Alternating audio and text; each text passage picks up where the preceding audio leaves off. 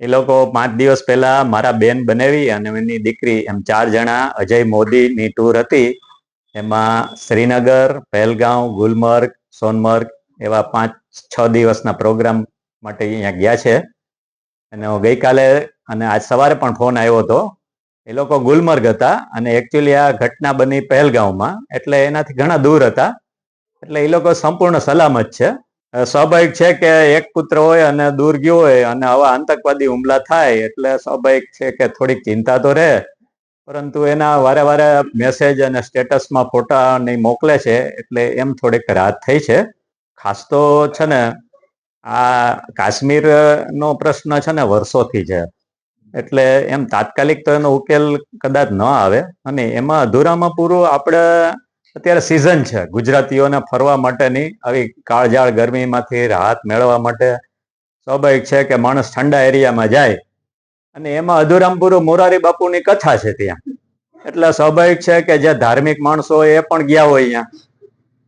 એટલે બધું આવો તકનો લાભ લઈ, એક તો ગરમીની સિઝન છે એટલે ઠંડક મેળવવા આપણે ગુજરાતીઓ તો ફરવાના શોખીન હોય, અને ધાર્મિક લોકો મોરારી બાપુની કથા છે એટલે એમ સાંભળવા ગયા હોય, એટલે એ તકનો લાભ લઈ અને આ પોલીસના વેશમાં આવીને 2-3 આતંકવાદીએ પોલીસનો ડ્રેસ પહેરીને આવી રીતે હુમલો કર્યો છે.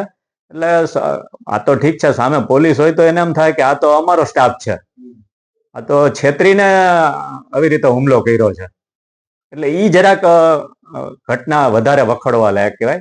આતંકવાદી તરીકે આવો, તમે તમારું અસલ સ્વરૂપ રજૂ કરીને હુમલો કરો તો અમને ખ્યાલ આવે. આ તો પોલીસ તરીકે તમે રજૂ કરીને છેતરી અને તમે ઓલો ખોટો માહોલ ઉભો કરો.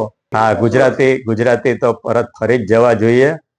અને બને ત્યાં સુધી હવે તો સ્વાભાવિક છે કે જો આવા હુમલા થઈ જાય ને પછી તો વાતાવરણ ભયનું હોય, સ્વાભાવિક છે. અને સલામતીને પણ જડબે સલાક બંદોબસ્ત હોય જ. અમે 2013માં અમે કાશ્મીર ફરવા ગયા હતા, ત્યારે તો આતંકવાદની કદાચ શરૂઆત હશે. તો ત્યાં પણ અમે જોયું હતું કે દરેક ચોકે 5-5, 10-10 ફૂટના અંતરે ગનમેન, મિલિટરીના માણસો સતત પહેરો ભરેલા હતા. 2013ની વાત છે. તો અત્યારે તો આતંકવાદનું કેટલું બધું વરવું સ્વરૂપ થઈ ગયું છે. તો સ્વાભાવિક છે કે અત્યારે તો સલામતી વ્યવસ્થા વધારે સારી હોય જ, પણ છતાં લાભ ઉઠાવી ગયા છે. હા, વાત તો રાત્રે થઈ હતી, આજ સવારે 8:30 વાગે પણ થઈ છે. અને એમ કીધું કે અમે અત્યારે ગુલમર્ગ થી શ્રીનગર જવા નીકળી જાય છે, એટલે હવે કઈ ચિંતા જેવું નથી, કારણ કે પહેલગાંવ તો ઘણું દૂર છે. હા, ઈ હવે અત્યારે શ્રીનગર જાય પછી ખબર પડે. અને શ્રીનગરમાં તો કઈ એમ ચિંતા જેવું નથી, એટલે શ્રીનગર અત્યારે પહોંચી ગયા છે. હા, મેં તો કાલ સાંભળ્યું ત્યારથી મને એમ થતું હતું કે હવે આ બધું કેવી રીતના થશે, શું કરશે એમ. પણ પછી તો વારે ફોન આવી ગયા કે મમ્મી ચિંતા નહીં કરતી. મારા નણંદનો ફોન આવ્યો, હેતનો ફોન આવી ગયો, સવારે આવ્યો, એટલે પાછા ફોટા પણ મૂક્યા કે હું સેફ છું, એટલે ચિંતા નહીં કરતા. પણ અત્યારે એવું છે કે કોઈ કઈ વાહન વ્યવહાર છે જ નહીં, કે કેવી રીતના આવી શકે.